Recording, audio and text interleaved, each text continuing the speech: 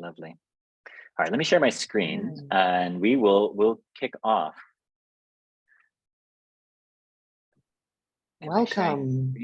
Yes, you are, Chris. Yes, good. Welcome everybody, and this is a vacuum cleaner. Does everybody call them vacuum cleaners? Some people call them hoovers as well.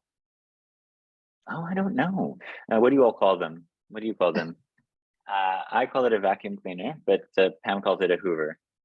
Actually, I think it's gonna be, I don't know, actually. Hoover. Yeah. Donna's hoovering. Cool. Okay, so I'll get, actually, there's a really great term. I don't know if this has happened to Hoover, by the way. It's called genericide. It's actually kind of a design term. Genericide. It's when a brand dies because it's become generic, and it's an actual thing. It can happen, and if a word becomes too much in common use, that everyone refers to the thing, like Kleenex or Zipper or Hoover, then they can no longer have a trademark. Wow. And it's called, it's called genericide.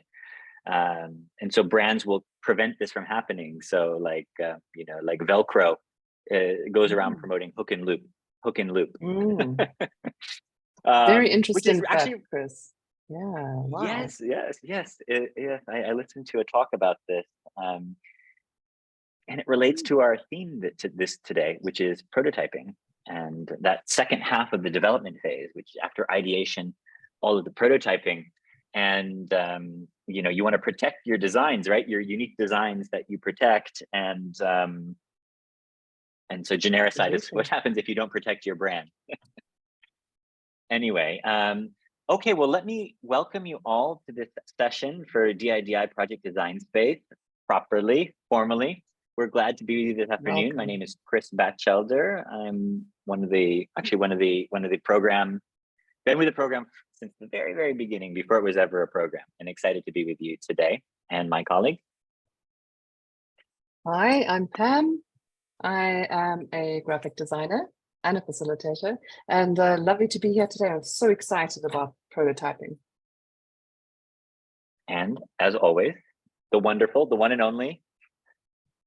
Hi, everyone. Nice to see you here. And thank you for showing up, even if it's a Friday afternoon. Bye. So if you have any questions about the program, send the direct message to Donna. She'll help you out if you have any questions or logistical questions during this call. Did I miss anything, Pam? No, not yet. I think will evolve. We will evolve as we iterate. Okay. Several years ago at Dyson, I instigated a very, very extensive testing area. We have about 300 people trying to break products, life testing them, running them for hundreds, if not thousands of miles. I mean, these tests may seem unduly harsh treatment, but that's just the point. So things like, this, we do that, and we might well do it 5,000 times. And if it breaks on the 4,552nd time, we will redesign it so it doesn't break. Wow, that is such a good video. Pam found us. Wasn't that cool, everybody? I love that video, and it is directly related to our theme, prototyping, and I guess Dyson is kind of maybe our case study for the day. So we'll be talking about Dyson quite a bit. Have any of you heard the Dyson case study before on how they prototype? Raise of hands if anybody's heard this prototyping case study before. No? Anyone? No. Oh, good. No, cool. No. So, well, that's cool. We're gonna show you this amazing case study, and a lot of other case studies around prototyping coming up, as well as, very exciting, Pam is going to share one of her designs with us today and how she prototyped and solved a real challenge in the world. So that's coming up as well. But before we do that. So this is also a really great, Dyson is an awesome case study to share with your students. Fantastic. So let's go on to our poll question. Right, how many prototypes for testing do you hope your students will make?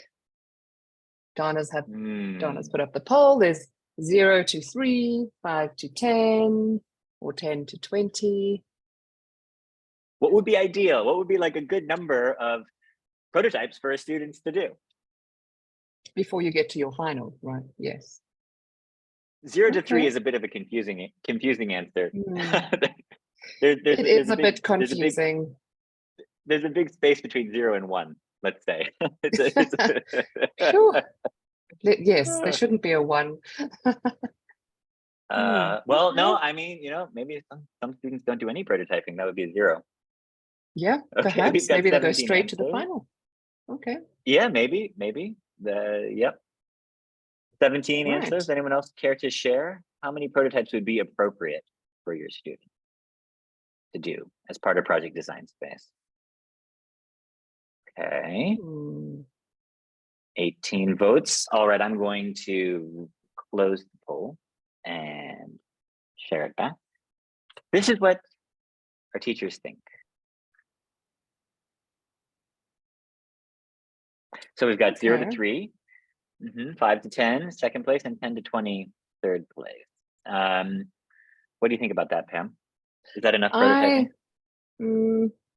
I'm thinking more 5 to 10 is kind of a little bit more comfortable in terms of, remember, you're going to be testing, so you will find out why. I would agree. Maybe perhaps it sounds like quite a lot at the moment, but actually it's not actually a lot.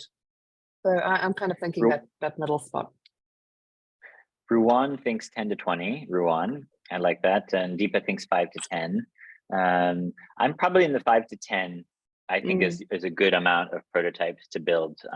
You can learn a lot in each iteration, but 1 or 2 or 3, you're probably not going to end up with something very nice looking in the end, probably. So, okay. We will come back to our polls a little bit later. Yeah. Okay. So over to you, Okay, Chris. so let me just remind you all of kind of where we've been and where we're going in today's session, and then our final teacher training session. So we've covered initiation, getting started, discovery hopefully is complete. We're hoping at this point development should be well underway. Maybe some prototyping is already happening. And today we want to talk about how you can support your students with their prototyping and maybe push them with some new ideas or ways of prototyping you haven't thought of. And so I think we will show you probably some ideas today that you are not currently using with your students, maybe. And so that will lead in, of course, to the final prototype, which maybe blends a bit into that delivery phase where students are creating a final prototype that is still kind of a prototype because it's not the real thing, but it's the one they're going to pitch to us. So that's where we're headed. That's where we're headed for. And then in our last session together, which is, I don't know, later this month, maybe, we will cover the delivery and pitching and what's expected of the final videos the students will be submitting in April when the final submission deadline arrives. So tell us, how far along are you? We're dying to know. What phase are you at with your students currently? Let us know in the chat. The options would be initiation or ideation, Lakshmi. I actually like that. I like that. Ideation, development, yeah. Nitu's in development phase. Finalizing discovery, starting development. Okay, awesome. Ideation. Fantastic. So this is looking good. Our brainstorm is timely then. I'm sorry, our session today is timely then with where they are at in their design process. Absolutely. Wonderful. Anybody here for the starting development? Anyone here finalizing? Okay, this is good. I liked your question though, Pam. What were you going to ask? Is anyone here for the first time? Is anyone completely new to the program today? Oh, Deepa. Deepa, for the first Hi, time. Oh, Amina. welcome. No, you've been in previous sessions. No, I'm pretty sure I've seen your name. No, I haven't been. Oh, wow. Okay, Oh, okay. welcome. Well, you can catch up with the past sessions, and Donna will share those links with you. We'll make sure to get them to you so you can catch up. Okay, good to know. Okay. That's useful Awesome. information. Yeah. Yes, all of our, obviously you can access the recording, so that's brilliant. Okay, so let's just have a little chat about tools required for the session. I'd really like us to use the chat, keep it interactive. We like to hear feedback from you, so if you can, I know we've used the chat already, keep chatting. If you want a notebook and pen, handbooks, if you have the briefs handy, that's quite useful, but other than that, we just want to keep chatting to you guys. And yes, yeah, exactly. We will be coming back to the handbooks and the resources at the end of the session. So, okay, so we are now moving. We're in the development phase. The previous session, we were doing ideation, brainstorming. We are now at the point of selecting the top ideas. This session, we're starting to build prototypes and, of course, testing prototypes. And then building, and then testing again. And then we're also going to touch on the first part of the delivery phase, which is finalizing your prototype. absolutely. Yeah. Hopefully the brainstorming is going well for all of those of you who are still in the brainstorming phase. Yes, that's what we covered last time. Also very exciting. Okay, so we've got another poll for you. Out of 1, 2, or 3, the images here, if you were to choose a prototype to show a client or a user for the first time, which one would you feel most comfortable to show them? I think we haven't got a poll for this, Pam. Oops. Haven't we? It's okay, we can use the chat. Use the chat. Well, tell us in the chat. Which of these would you be most comfortable showing a client? Most comfortable showing a client. Like someone's hired you as a designer. They're like, Rashu, Neetu, Suja, you're our designer. What do you got for us? A seal. That's a bold. A seal is bold. A seal. I like that boldness. You're like, one. I'm just gonna.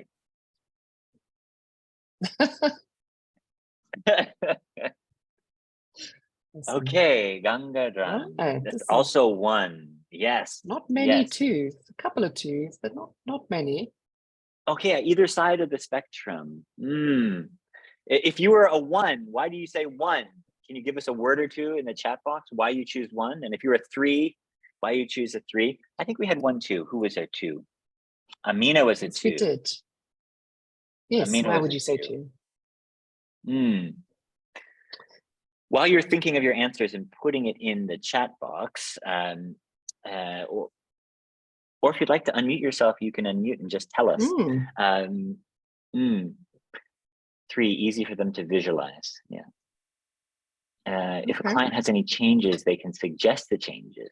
Yes, absolutely. True. Well, 1 is still a sketch of the idea. Yes, but it could also be a prototype.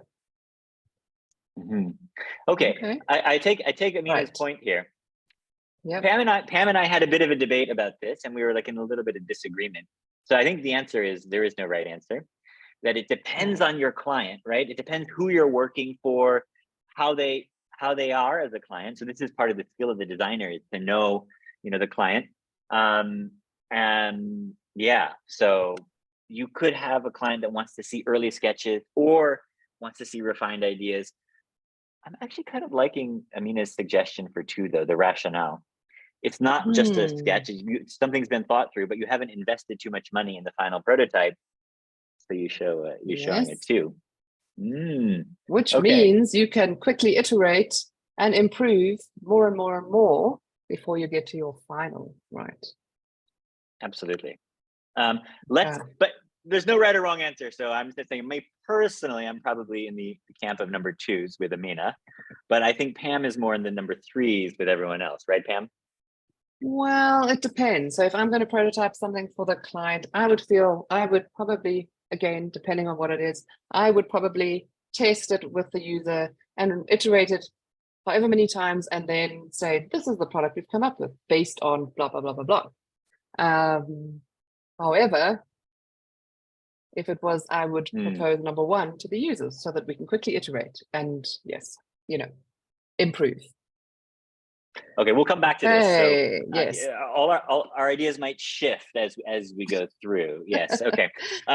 Okay. So quick high level. And by the way, we're going to share these slides with you, so you can use these slides with your students if they're helpful. So prototyping. Let's just do a quick, like, what is it? So, and why do we do it? Well, I think you all know already, probably a lot of this information. A prototype is a model of an early idea. Sometimes they're rough and cheap and easy to make. Sometimes they're really expensive. Like you have prototypes that cost millions of dollars to make. If you think about like architectural models, that a team might spend months building a final prototype of a building because it's going to be used in like a sales center, for example, to sell units. Like that's some serious money invested into that prototype. It better be the final design, right? So what is it about prototypes that I want to say? I've been like ranting about this to Pam this week. What is it I want to say about prototypes is, it's not here. Okay, it's kind of here. So yes, of course, you evaluate and you test.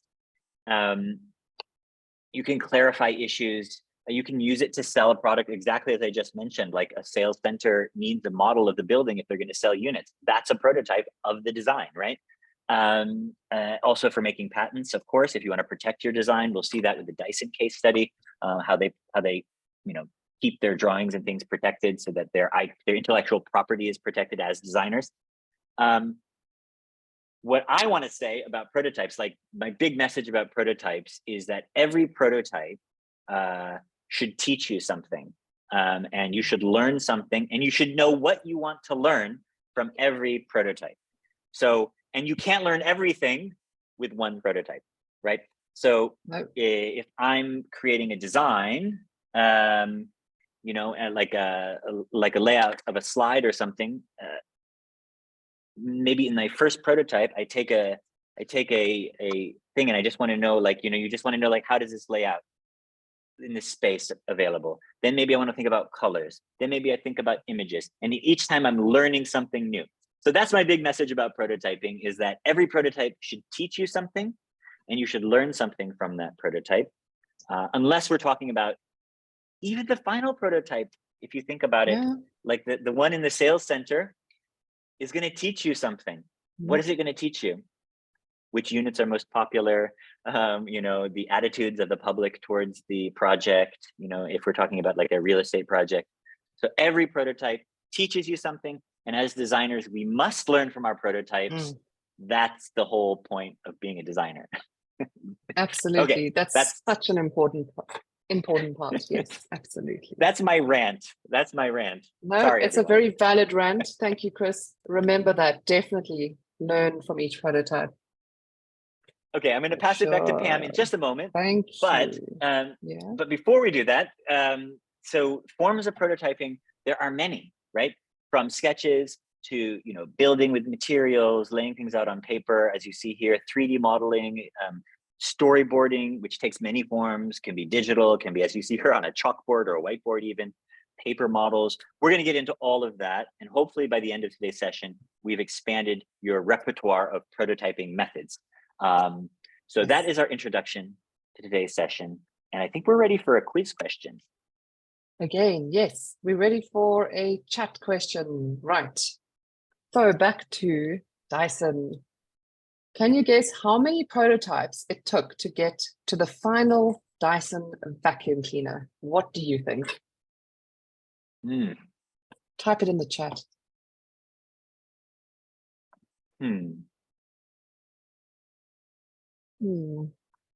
25. That would be at the upper end of our poll question. I think we said 10 to 20 at the This top. is So Lakshmi true. says 25. Everyone take a guess if you don't know. Random guess. 10 to 20, okay. There's a lot of 10, parts in 20, there 50. to have a look at. Okay, hundreds. Hundreds. Hmm. Mina says hundreds. Mhm, Yeah. mhm. Anyone else? Take a guess, take a chance.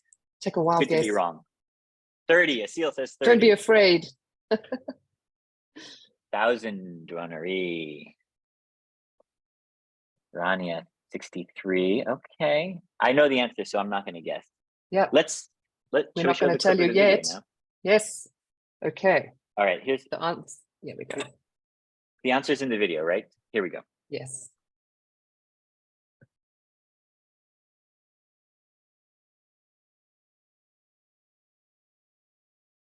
Just some of the qualities you'll need to make it as a successful entrepreneur. One man whose enterprising approach revolutionised the world of vacuuming is James Dyson. Dissatisfied with traditional vacuums, he decided to take action. I thought there must be a better way of doing a vacuum cleaner, so I took the vacuum cleaner to bits. I discovered that the problem was centred around the bag, that the air is supposed to go through the bag, and of course the very first dust that goes into this new bag blocks the little holes, little pores in the bag, and so restricts the airflow, and so restricts the suction and the pickup. So what I want to do is replace the bag, because it's the bag that's causing all the problems. James looked around for a technology which could improve this and took inspiration from the cyclones in sawmills. Well, I rushed home and made a small model of what I'd seen on top of the sawmill and fitted it to a vacuum cleaner with a bit of hose and pushed around the world's first vacuum cleaner with no loss of suction. Now, and then I started to seriously develop cyclones for use in vacuum cleaners, and I thought it'd be quite a quick process because I've had quite a lot of success with the very first prototype. In actual fact, I had to build 5,127 prototypes before I got it perfect. as I James wanted it. patented the cyclone technology, which means Did anyone that catch it's the number? protected from Write it in being the chat copied box by for us. other people or companies. Patents are a big thing for us. Ooh, yes. Obviously in We the have it. business of coming up with new ideas all the time. We have it. And we need Well to protect done. those ideas. Sorry. You Got hear it. lots of horror stories about Yeah. people that have come Five. up with a great idea, and actually by the Yes. time they've managed to get it into manufacture, Wow, somebody else has those are copied some them. lovely- Protecting your ideas and your designs is extremely important. A patent generally lasts 20 years, and you could get it across the world, or you could get it just across a few countries. Designers also have to sign their work to prove it's their own idea. At Dyson we all have these confidential notebooks, and what we have to do is sign and date those every day. What that does is it'll protect any of our designs that we put into these logbooks. That is extremely important because in such a growing world market. Some lovely examples of prototyping there in that video, Yeah. Pam. I love that one. Oh, it's incredible. That's why I say it's such a good case study for all teachers to use with their students.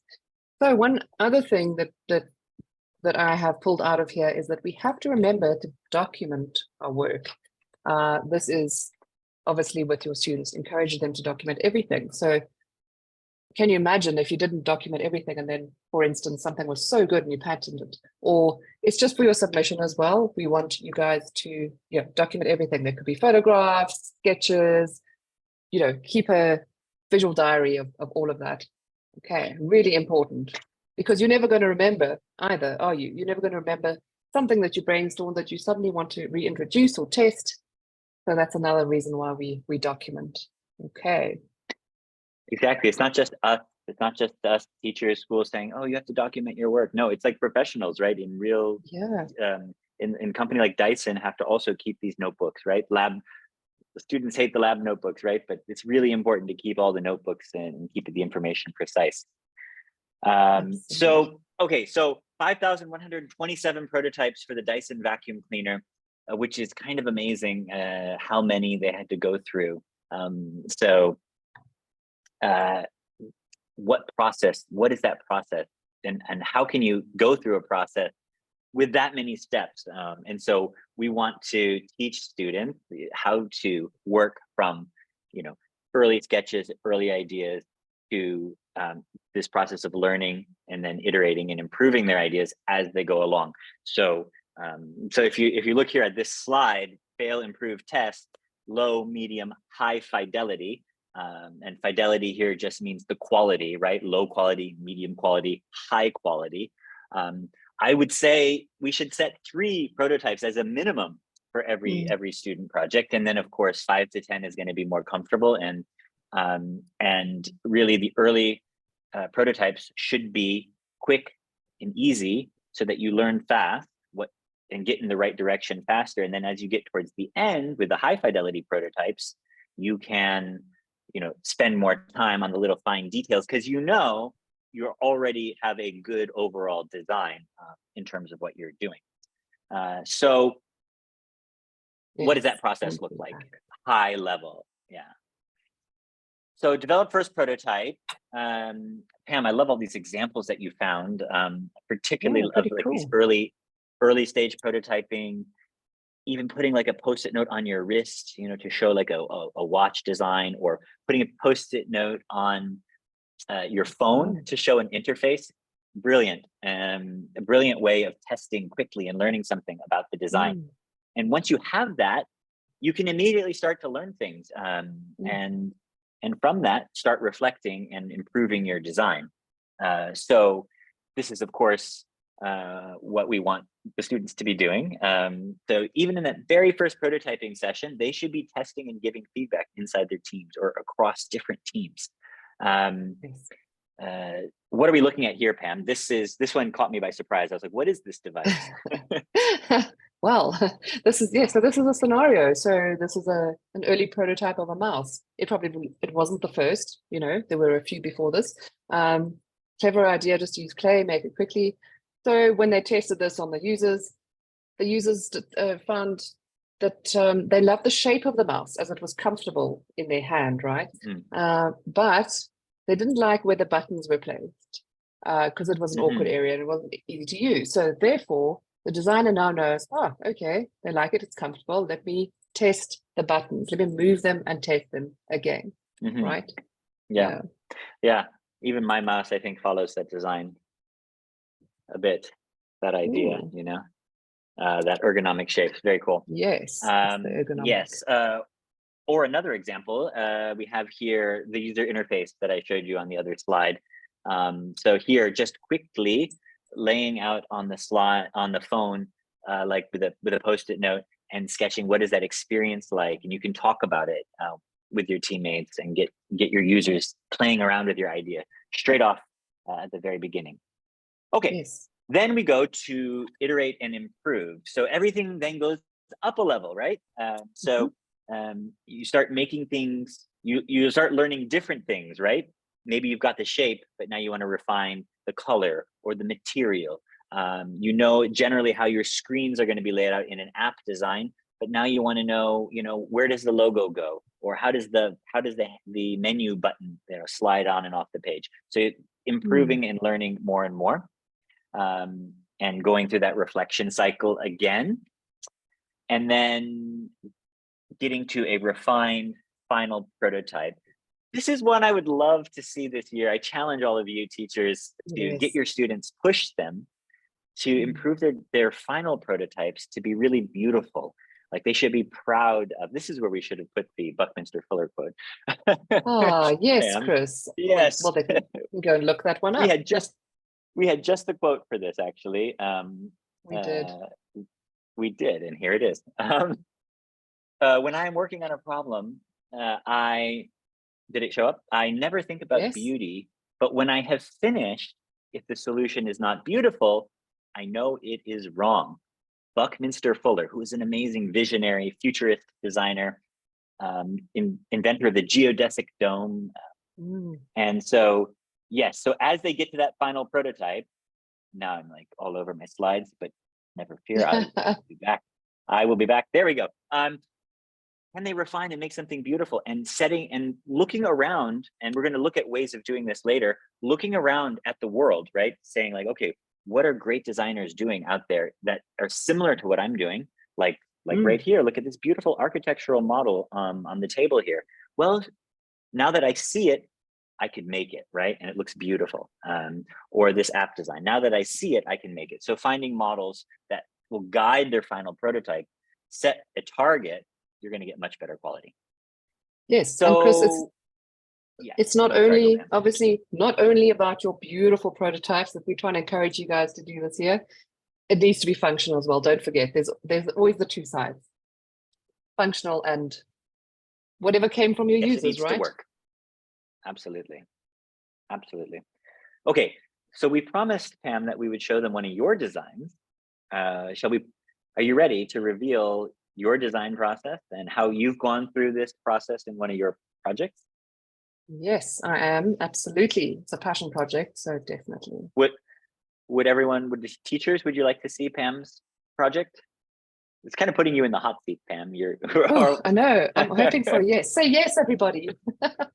We have a few Oh, people that want to yay, see your thank design, you. Pam. Oh, great. Okay, this is fantastic, actually, and a beautiful example of this process. Take us through it, Pam. What are we looking at here? Okay, so this was quite a lengthy project, but I made a how might we question out of it.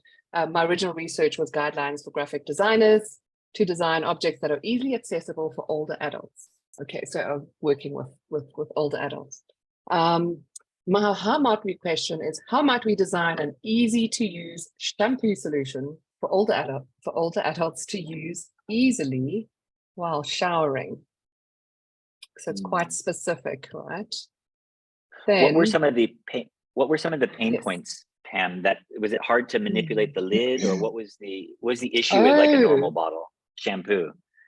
There was a lot. There was so much. And when we get to a slide further down, sorry, there were so I'm jumping many. ahead. There were pages. I wrote a whole book on the research. It was really interesting. And the reason why I chose older adults is because often they might have age-related disabilities. You know, if you think about arthritis or sight, hearing, that can then actually span quite a lot of disabilities throughout society. So that's why I chose them as well.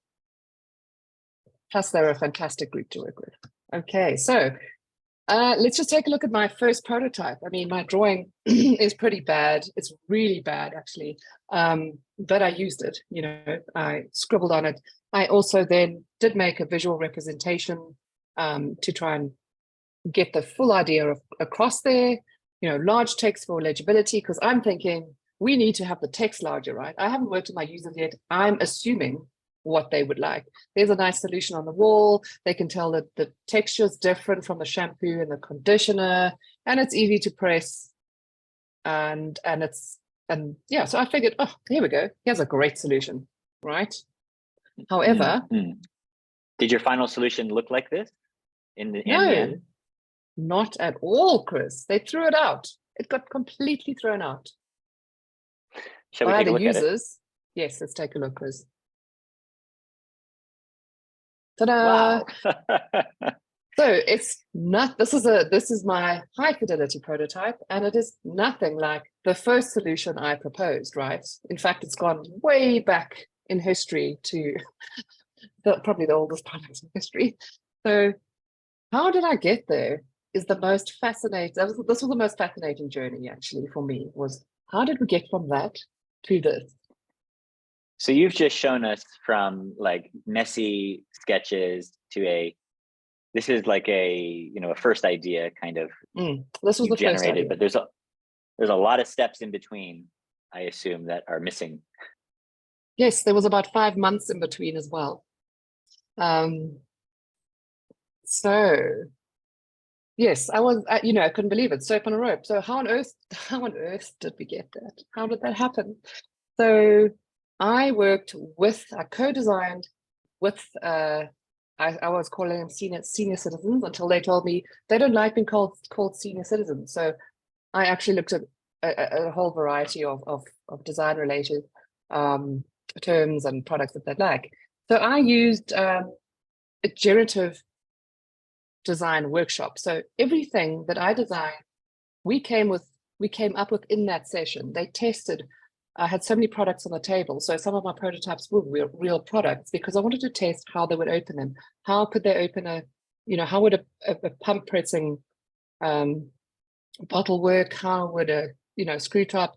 So from that, I got all the information of what worked and what didn't work. And I actually got them to make up little boards of their own kind of design, what they like visually.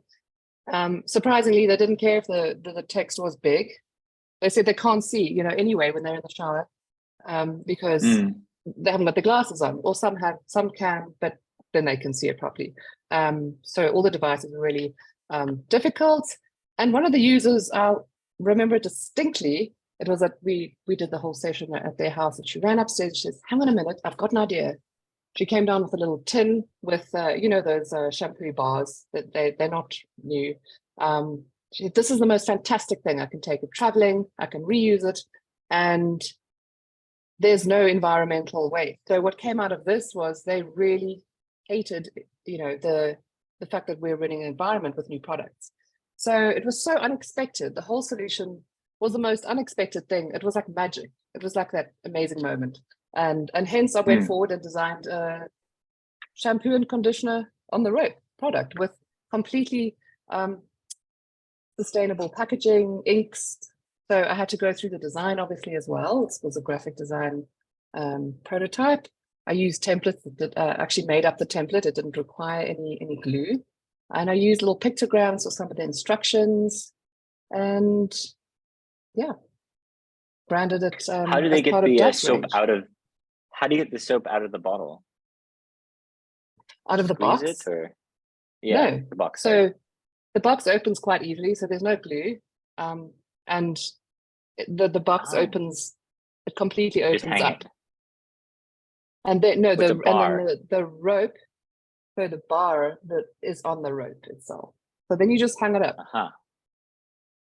And awesome. Yeah, that's what the users wanted. So I gave them what they wanted. Very fascinating. Absolutely. It's a bit like the design charrette, which we're going to show you a little bit.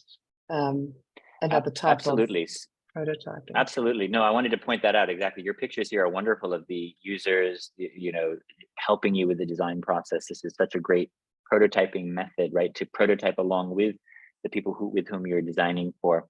And what a transformation from your early sketches to the final product. It's very cool.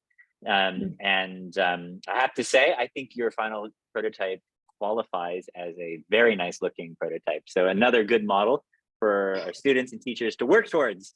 I think we can get there this year if I keep campaigning. Let's hope so. Okay, yeah. Let's take a look then, Pam, at how this process unfolds, like as facilitators, right? As teachers, as educators, as coaches and mentors in the design process.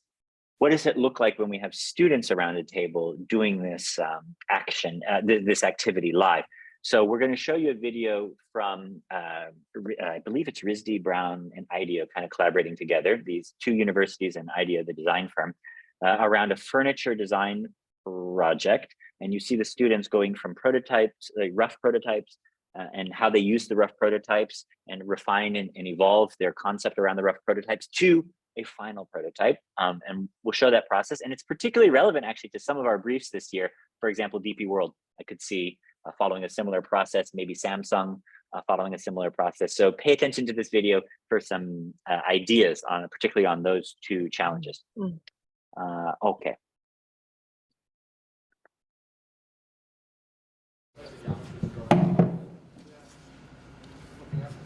This little detail here is genius. It's really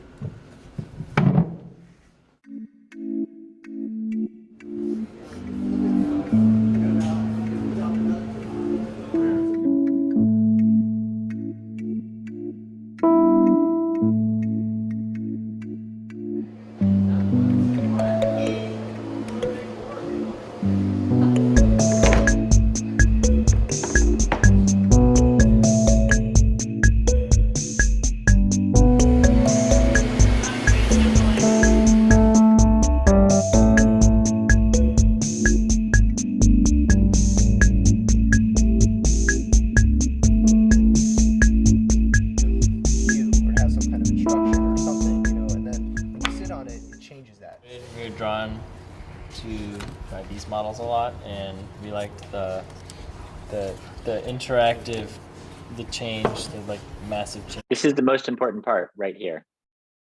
This is how their idea becomes something great. Between states and how it's like really affected by how the user uses it and sits in it. So we each sort of like individually started making a bunch of models. Mine, this was the first one, I was thinking like about a toggle switch kind of a thing. And then I moved on to this guy where I was thinking you can take your pair of shoes, small. How many prototypes can you count on the table? 1, 2, 3, 4, 5, 6, 7, 8, 9, 10, 11. I count at least 11 prototypes just on this table, just at this early stage. This is how you get to good ideas. This is what it looks. This is the real work. Yeah. And how simple are they? Project or whatever, and put it in a little compartment, and then like that's enough to make it fall down, and then you can maybe use it as a But sort thinking about this other object and what it relates to, and just to kind of trace back the idea a little bit, this I don't know if this is really the origin point, but it was kind of an early inspiration. You know, this is based on, this can only function with 2 people. I love the leap that you made of taking it from 2 people to an object plus a person. I mean, that's an important conceptual leap, I think. And just seeing how you can develop that even further and kind of what opportunities that can afford in terms of the behaviors that this type of an object can elicit. It's very playful. It's also just like element of delight. People could be walking by like a group of these things, and they're just sitting in a space, and it's like, oh, they're sculptures. You know, I don't know what they are, and then you see somebody come up and sit that knows how to use them. Yeah. And then something magical kind of happens. It's kind of like you become part.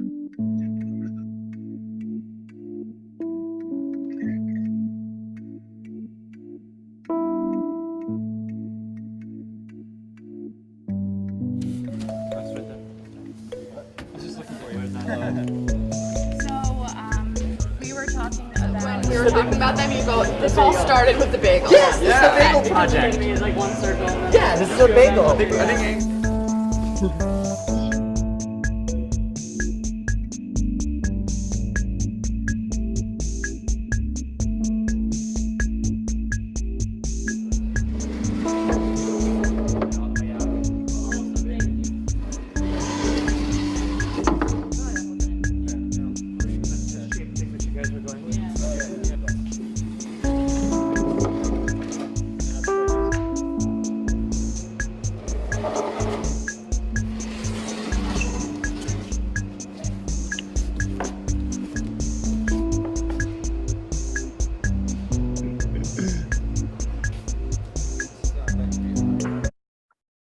So that was a long video, so thanks for your patience. But I think it's so important to watch other designers who are better than you work.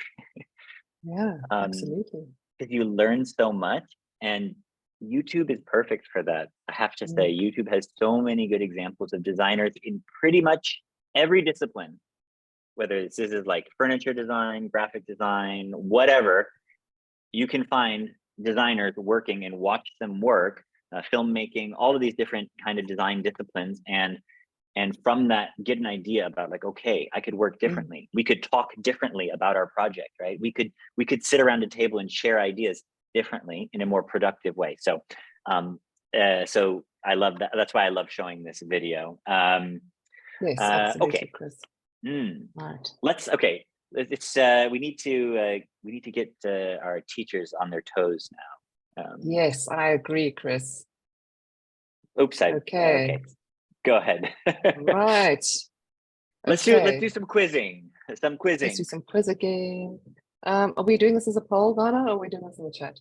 Oh, yay. We are okay. doing it True as a or poll. false? Awesome. It's a lot easier. Okay, so this is the statement. It is important to spend time and money on early prototypes for the user to get a full sense of how the product works and looks. Who thinks it's true and who thinks it's false? The questions are always a little bit tricky. I haven't seen these questions, so I'm thinking about it myself the first time. What do you think, everyone? I don't know. Okay, I think maybe time and money is the trick part of this question. It's 50-50 at the moment. It's 50-50. Yeah. Everything costs Well, money in some, well, and time. Okay, so it doesn't say how yes. much time or how much money. Tell us, Pam. But it says early prototypes, right? So I'm sort of going early on. And yes, you know, there's always a true and a false to everything, but I'm talking about early prototypes. So we don't want to spend too much money. So I'm saying it's false. We want to spend little money so we can make more prototypes at the beginning. Okay. When we get to All right, our high it was- fidelity, yes, we'll spend more. we had 56% say that it was true. I was kind of in the true camp because, you know, everything has a cost to it, but I see what you're saying. You know, you can make a prototype out of some scrap paper and it doesn't need to cost anything and it doesn't need to take any time at all. Okay. Absolutely. Okay, let's move on to our next one, Chris. So if you are running out of time, skip through the rough prototype and move ahead to make the high fidelity prototype. Do you think that's true or false? Ah, wow, okay. All right, what do you think? Running True out or of false? time. Skip, Ooh, skip, okay. skip the middle It's step. a bit of a tricky question, you know, because you want to quickly get something done, show the client, here it is, here's my prototype, or I need to submit my project. But then are we saying that that is more important than the idea behind it and the testing behind it? So it becomes a bit of a double-edged sword. Well, the answers are a bit split here. The answers are a bit split. Yep. But there does appear to be a consensus forming. Mainly anyone false. else care to take a guess? Anyone else? Jump in there, Okay. give your opinion. We want to hear from you. Okay. I think we're All done. right, that's it. Right. Yes. Well, I say it's false because, however, you know, there is two sides to the story, but I think your idea is so important as well. So the key takeaway here is you really need to realize how much time each phase is going to take, and especially prototyping and early prototyping. Try and get your students to manage their time and understand the process in early and high fidelity prototypes so we don't run out of time. And Okay, I think, Pam, that Yeah. in particularly this one, if you're running out of time, then it means you need to go faster, which means you must not skip Yeah. the rough prototypes, because skipping the rough prototypes means it will take longer to get to a good solution in the end, because the good Absolutely. solutions take a long time to build. So like you know, when I'm designing something quickly, I always sketch it out. And because you can move from a sketch to a sketch to a sketch to a sketch, and then I'm like, okay, fine, now I know what I'm doing. So when I build the final prototype, it's much faster. Yeah. Much faster. I agree, Chris. Absolutely. Okay. Right. Let's move on to the next. So high fidelity prototypes are intended.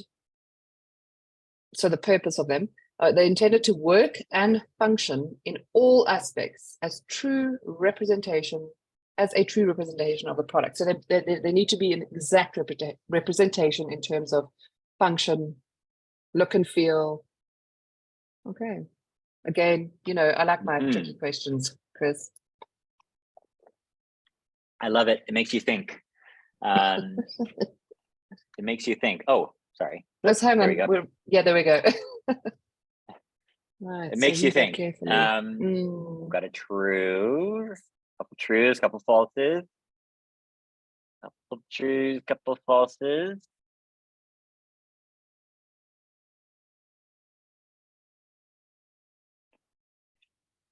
Okay. I would probably be in the false camp myself. Why would you say Let's that, see. Chris? Well, I'm in the minority. With all you false people, I'm in the minority. High fidelity in all aspects. High fidelity prototypes often do not need to have all aspects. So you often see this even like, I don't know if you ever watch YouTube reviews, somebody will be reviewing like, oh, I'm reviewing the latest phone, but it's not a production model. It's an early prototype they've sent out, you know, for review. Well, I'd say that counts, but it's not all aspects. So that's why I say. Okay, let's end the poll. Thanks, Donna. Okay, so 74% true. So in fact, it is false because you might get your prototype exactly, the look and feel might be exactly correct, but imagine you are prototyping a TV remote. You're not going to be able to produce that exact function of it. So remember, it is a representation, so that although your high fidelity is a really good, highly refined design, you're not necessarily going to have all the buttons, but you'll have something to represent how that works, right? Also, Unless you've got so much money. If you're ever, no, even then, if you're ever in question about it, think about architecture and you will. Yeah, exactly. It's a very clear example. You can't build the building as a prototype and have it function in all aspects, right? As a true representation of the product. So yeah. Absolutely. There you go. There's the best example completely. So, okay. Yeah. Right. So enough of my tricky Okay. questions. Yes. Just to keep everyone on their toes. So you've got materials from us, the workbooks, and if you don't have them, Donna will share the link, and you can download the workbooks and the different guides that we have. I wanted to just point out, I'm not going to take your time walking through all the pages in the workbook because you can do that on your own. But just so you know, there are good resources if you feel like you or your students would benefit from having a worksheet or a series of pages in a workbook that will walk you step by step through the process and ask you questions about what do I do next. It's there in your book. As an example, a guideline on how to build your first prototype and plan your first prototype. Again, to that point, what are you going to learn? We will test the size by, making it out of cardboard or clay. We will test, the color by, doing a PowerPoint of different color options and showing it to 10 different people. We will test like that kind of thing, right? And you can prototype these different aspects of your design. Those resources are there for you in the book on the process of prototyping, as well as, and now we're getting to probably our most exciting section of the session. That's a bit of a tongue twister. Section of the session. Yes, Chris. The Okay, most it's getting hot exciting in here. section of the session about what is it about? About prototyping methods. So we've listed some prototyping methods in the resources that you have, but there are others as well. So you probably know of maybe other methods, so use those.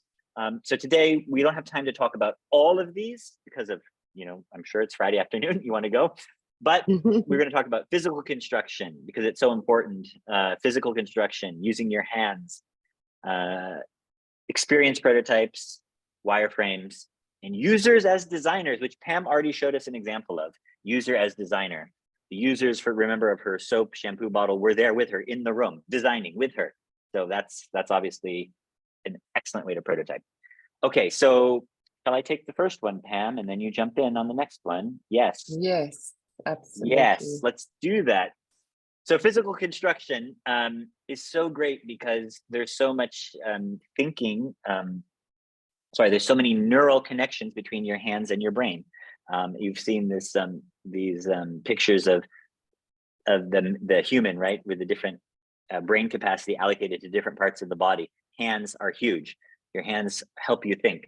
So building things with your hands really unlocks a lot of thinking, which is why we love building, even if it's rough, like these examples here, using Lego.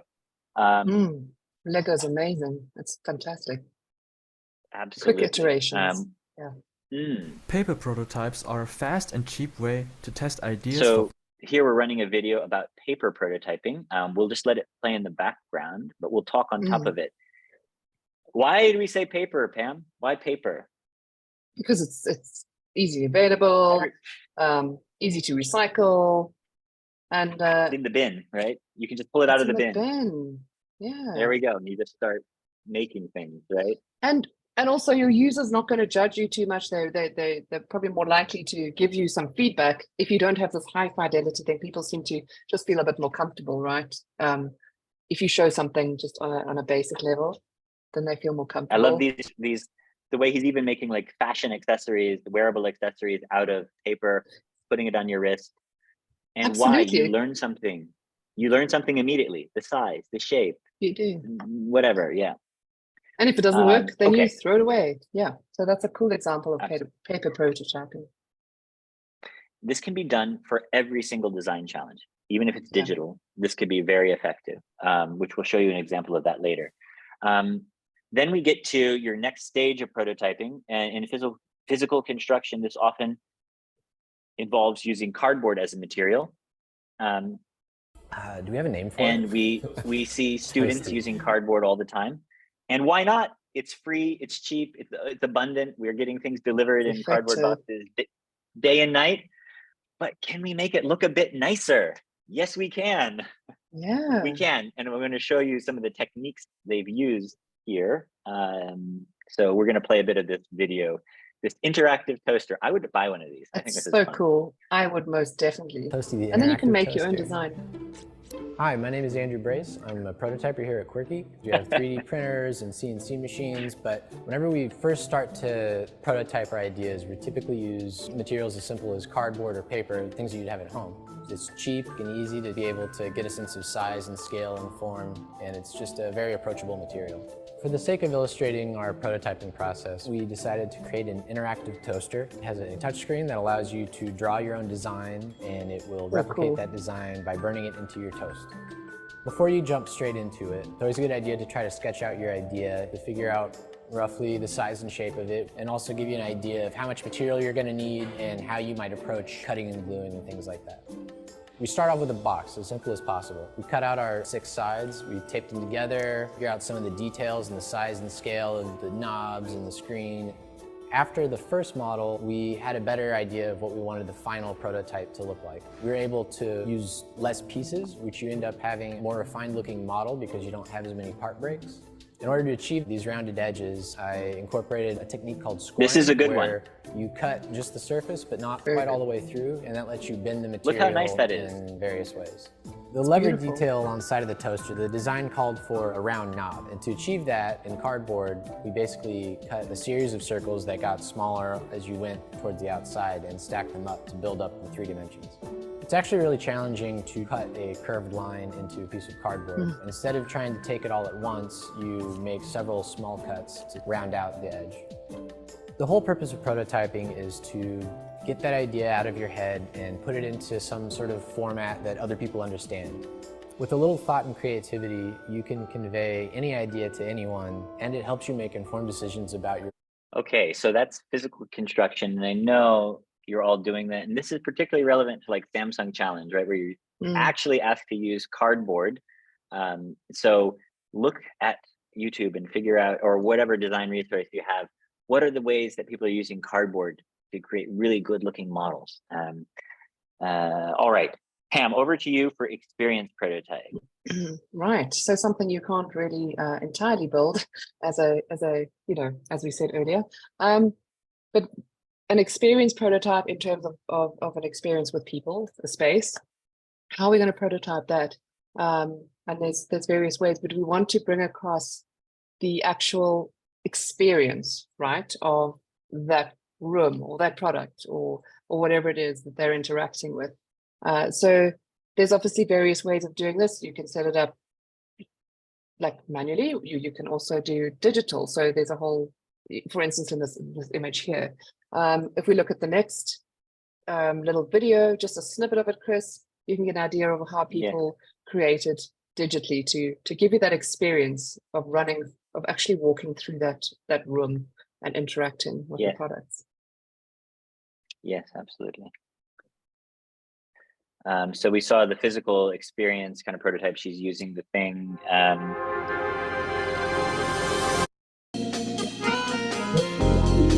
So here, as Pam said, here's a virtual prototype of a glasses shop. So you have the experience by walking through the virtual environment of what it would be like to be in there, and that experience you can get feedback on.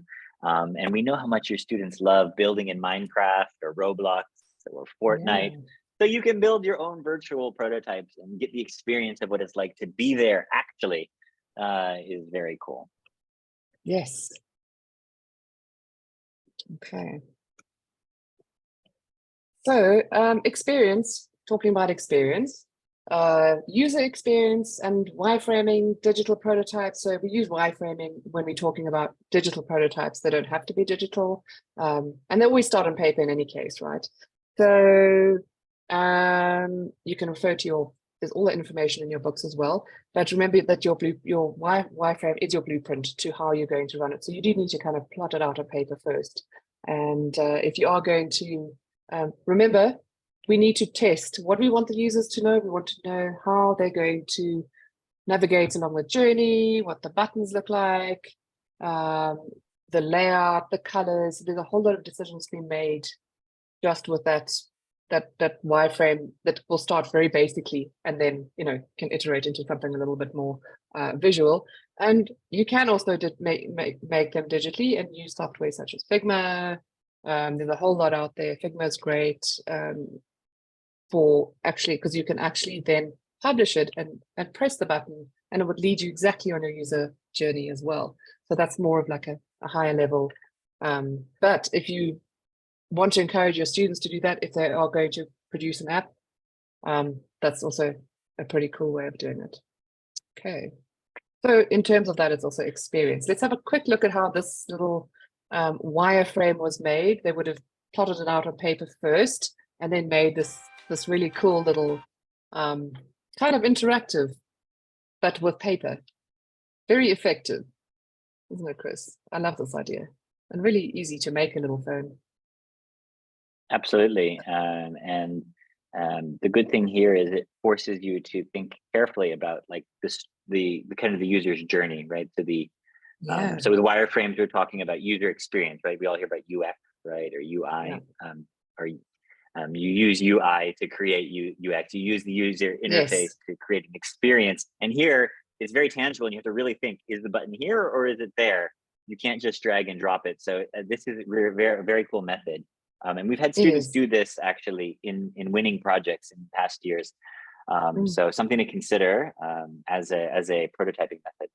Absolutely. It is. And you can turn this into a fairly high fidelity as well. If you put a little bit more into the design as well, then, this is also a great submission. And it's amazing how many times you actually do get it wrong. And this is the only way of testing it. Okay. Yeah. Now for the most fascinating. It's you, Chris. You go for it. Yeah, we come to the last method we're going to share with you. And before we spend a little time talking about prototyping for our actual 6 briefs this year, and that's user as designer, which we've already talked about. We've shown you examples of, but I want to call it out because it is such a good method, because you're making fewer assumptions as a designer about how would our users respond to the design we're proposing, because they're there and they can tell you. How great is that?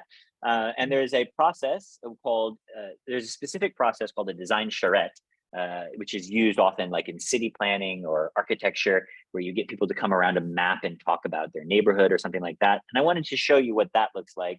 And we already saw some other examples of this in Pam's example, and also the furniture design example, where they're collaborating and designing together.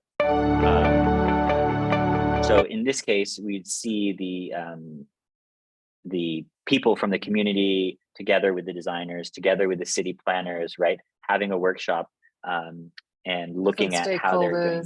Yeah. Absolutely. So they could, So there could be a designer, there could be a CEO, there could be all sorts of people sitting there, but together, that's the whole creative process. And you're using your users as designers, as such, as creators, because the information comes from them as the user. So that's how they contribute when they say everybody's a designer. So it's a great example. 100%. If you do this, your students will get new and interesting and innovative ideas. Like for Sky News Arabia, social media campaign. If they sat down at a table with some ideas, printed out, and brought in their friends and said, okay, well, what would we do? What else could we do? Or would you like this? Or what do you think about that? You would immediately start to have many new interesting ideas for that competition. So highly recommend. This is a very cool process. Try it. That's awesome. We dare you. We dare you. Yeah, definitely. Yes. It's so rewarding. Okay, well, Chris, I'm not going to actually go through in detail the next few slides, but I just want for you to urge your learners to follow the workbooks, and in so doing, they can also record, and document their work. So you can follow this. It goes through testing, follow all the workshop books there, and then we get through to iterate again. So it's that whole process that goes on and on. Your workbook pages are in there. So just follow Sorry, your hello? workbooks Was as someone there? well. Did somebody Does somebody want to say something? Hello? Okay. She muted again. Okay. Oh, Okay, okay, no cool. problem, no problem. Okay. So Chris, I don't want to go into detail. It's that whole process we've been through. Make sure the document, and it'll make as you go along. And then obviously your reflection is really good. Your questions, what worked well? What are you going to do differently, right? What did we learn? What did we learn? Remember, Chris, is so important. Yes. Okay. And then And we there get will be on there will be methods also for giving feedback and things like that as well. So that could be helpful if you Yes. need some resource around that. So take a look at those if that's something you want. Mm. Definitely. And the workbooks lead you, through to those next links as well. So you'll get a really good understanding from that. And then obviously you're going to finalize, right, into that beautiful prototype. Actually, I will show it. Here we have it again. Yes. Thank you, Chris. So yes, we are encouraging you to, how are we going to encourage you for your students to create a high level prototype is for you to then pass skills on to your students themselves. And we've got a few tips going forward, haven't we, Chris? We do. Oh, sorry, I've jumped We the do. gun completely. I'm already like, let's just get there, Chris. So obviously, yes. But this is part of the testing. And this is a really important slide as well, is to look at this rubric and assess your current prototype through these criteria in order to move on to refining. So this is really an important slide. And remember, your timing is really important. And that's why it is highlighted there. Okay. That's when you're running out of time. What do we need to resolve? Yes. Refine. Yeah. Okay. So lots of resources to be used in the book. But at the end of the day, all of those resources, all the materials, all the methods need to be applied to the specific challenge that your students are working on, that you are working on as a design coach to lead them through. And so we want to spend, and this will be interactive, so please jump on the chat box if you have ideas or questions. We want to spend the rest of our time together looking at each of the briefs and giving you some ideas about how prototyping could look, what aspects, right? What are the things you might want to be prototyping within each of those projects, what you might want to be learning. So we are going, Pam, a professional designer, and myself, we're going to be kind of talking about each of the briefs. So without further ado, we have Samsung, which is to design a new and innovative use for the eco packaging, to reuse the packaging to create a product. That is the Samsung challenge. Everybody's with me? Yes, we all remember the Samsung challenge. Okay, good. So tell us, Pam, what is this? Okay, right. Ooh, it could be quite scary, right? So it might seem like a really basic skill, but to use an actual craft knife and a ruler does take some skill. So definitely something to learn with your students for safety, of course. There's many of those that happen with designers, aren't there? Many of those kind of incidences. And you'll be surprised how difficult it actually is to really cut straight. So that it's the cutting and scoring. We can refer back to, there's a little video on it here. It's another resource that you can use to pick up incredible, this is amazing. I love this corrugated cardboard. It's just so flexible, and how you cut it. In fact, she doesn't use a knife for scoring. Scoring is when you don't cut right through, so you can create a fold, right? She uses a paper clip, so it's less dangerous. I love that. That's a great tip. Yeah, to create those curved edges, she's using, or a sharp corner, she's used to paperclip, which is amazing. Totally safe. Well, yeah. Well, basically safe. Okay. Also, the other part of the Samsung brief, right, is to create the instructions and draw the schematic, if you can, for your design. So researching these kind of templates and how things unfold and unbox and creating, using some graphic design software or even PowerPoint, you could do this to show the cut lines and how to create that really nice looking diagram to go along with your prototype for Samsung. That is there. And you can find a lot of resources online for this. So the students that are tackling the Samsung Challenge should absolutely go check out Template Maker or other resources. Yes, and Chris, just one thing I want to say on this is, and just be careful not to fall into the trap of finding a template first and then making your idea out of that, right? Because that's a really easy way of doing it. Oh, that's a cool prototype, or that's a cool template. I can use that straight as it is. Let's adapt. So, remember, we are going to adapt the template according to what you have come up with and the product that you want to make. If it happens to be there, well, then that's fantastic. Okay. Absolutely. Well, and again, this is like a jumping off point, and then you can, explore and go in any direction you want. Nestle. So Nestle Challenge, as you all remember, design a new food product that is using dates as the primary ingredient. Could be any product, could be a drink, also beverage, that using dates as the primary ingredient. We are not going to give you today any tips or hints about cooking. Nope. That's for you and your students to figure out, and I know that you will. Lots of great chefs out there, I'm sure. But since we have Pam, the graphic designer, with us, we will get some tips on what to think about when prototyping the package. Yes, because remember, there's a whole identity that needs to come. So we've got to look up logos, and it's not to say that you're going to produce a chocolate. You need to look at logos, maybe assist your students in how to make a logo, right? So that's your identity. See what's out there already. These are all Nestle products. Next, you can notice how many colors there are. There's lots of videos and resources you could find about that. We also need to consider color and typography, right? Don't get me started on typography. That could take hours, Chris.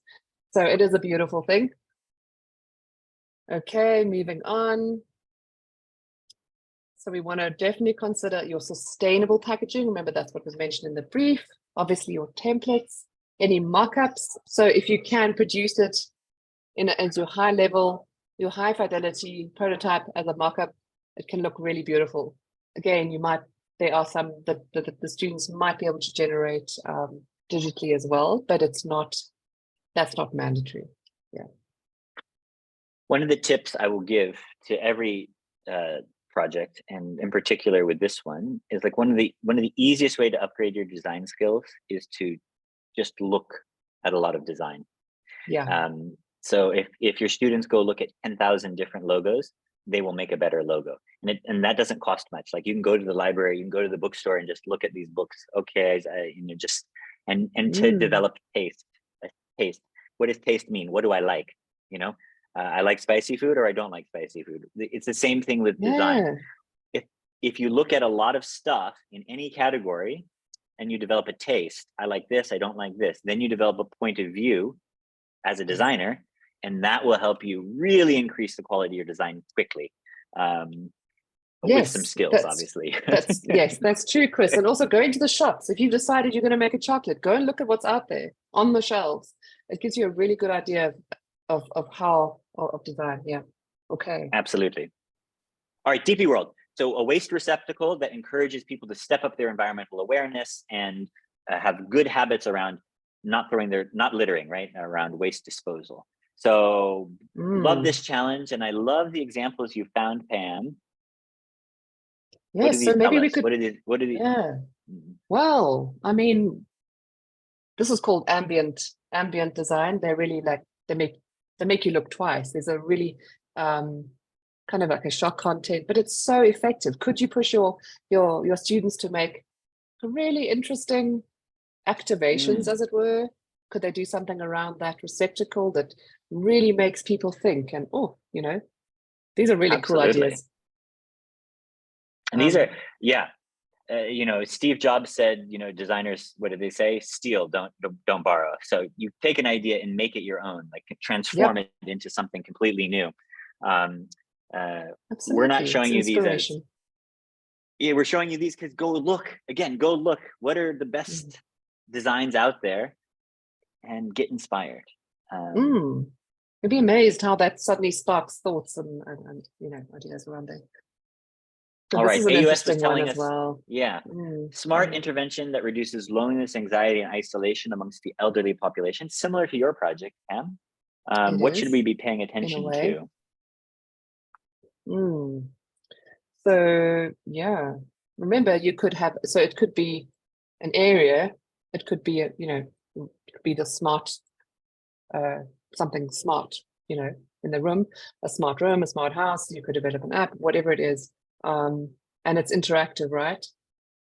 So if we can produce since it's a smart design, there's going to need to be some technology involved, right? So some technical drawing on some level, probably has some kind of interface, probably, I don't know, maybe not, but probably. So yeah, so look into technical drawings. Yeah, there's lots of inspiration. Perhaps, you know, with a lot of these projects, if you are going to be producing any digital, and you want to put some icons on, there's so many resources to get icons, even your social media icons or anything. There's a lot of free resources as well, and it just enhances the look and feel of your prototype. And you can see how many characters there are in categories, right? So Sky News Arabia, this is one where I think this is quite a challenging challenge. It's a challenging challenge because it's like developing a whole program or a system, right? A competition. How does it work?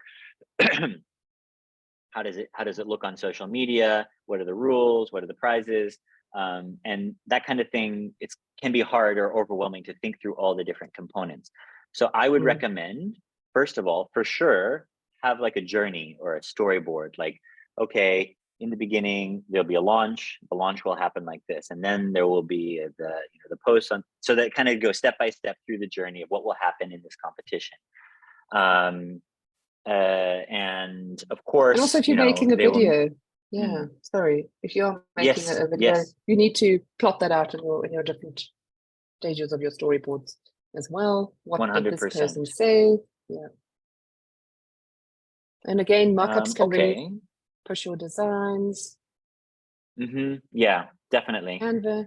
Now here's a case where you can get templates for these different platforms so that you can mock up your design in Instagram or make it look like it's in Instagram and play around with it that way. It'll definitely enhance it. Figma, Canva, Figma.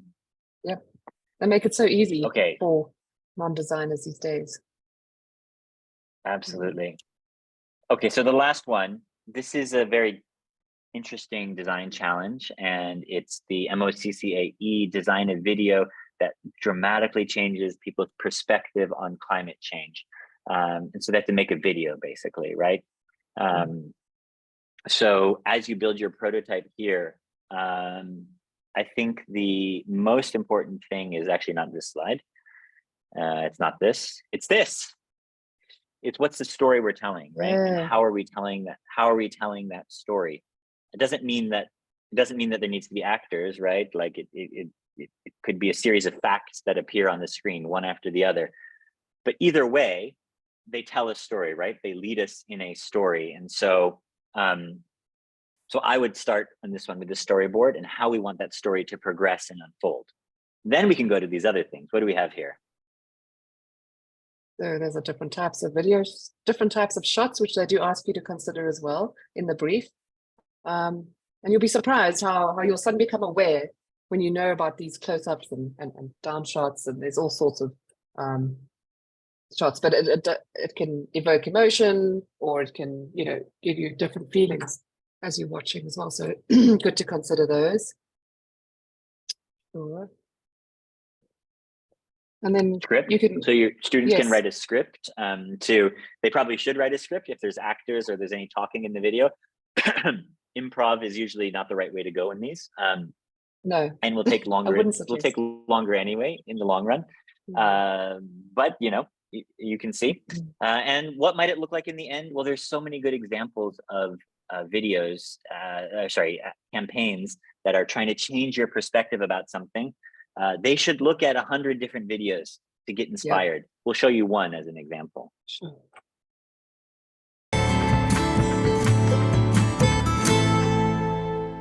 Oh, it's at the end. Oh, that was gave it the away. end. That was the end.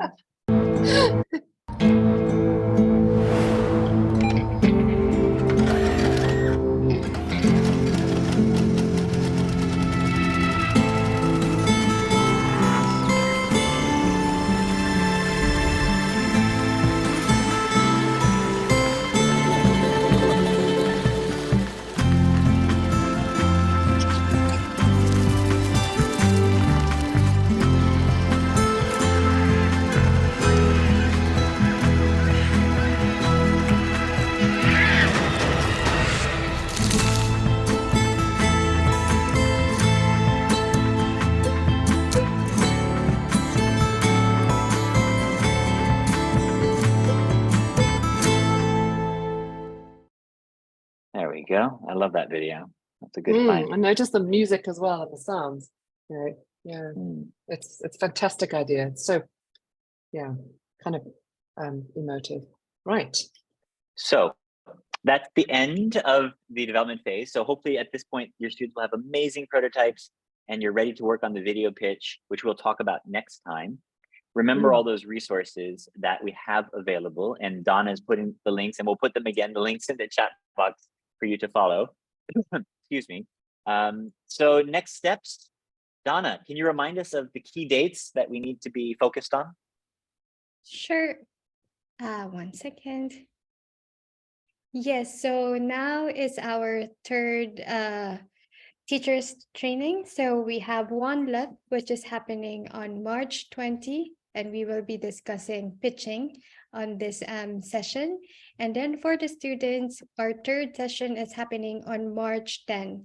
It is going to be a prototyping design jam with the DIDI professor, Renato Gatto. And we will also have an in-person one. Actually, this is just an additional. On March 11, Saturday, DIDI has an open day and your students are invited to attend. So they could attend it. It's not part of the project design space directly, but they will be talking about design and the design process as well. So students in the UAE are welcome to join. Again, just your high school students who are participating in the IDI project design space, grade 9 to 12, not the younger kids. And the next session for the students is on the 10th, and the last one is 21. Actually, pitching design jam is on 21 March. Apologies for that one. We were not able to change it, but it's 21 March, just before the Ramadan. And the submission of projects, we have the last session on April 15 at 11:59. Yeah. There you go, 15 April 2023, 11:59 p.m. is the submission deadline for all of the projects. Please make sure that the videos are maximum of 3 minutes long, no more than that, but you could go less if you could. But yes, please make it to 3 minutes. And the boot camps are virtual. It's happening on May 1 to 8, but we don't know yet which boot camps are happening on which date. We will share it with you soon. And in-person finals, of course, for our schools who are not in the UAE, it's going to be in person. If you could come, please feel free, you can join us, but we will also have a hybrid session for you. Thank you, Chris. Thank you, Donna, and thank you to all the teachers. Before you go, tell us in the chat box one thing you're taking away from today's session. One new idea, one new method. Let us know. What's one thing you're taking away before you go? And then have a wonderful weekend. And thank you for being with us on a Friday to think about prototyping. Yes, absolutely. Right. How to make and refine a prototype. Need to. What else? Any other Any other ideas before you head out? Even just a word. How to How make to a make it. curve. Yes. Isn't that an awesome Yes. tip? How the prototype will help to make the final one. Cool.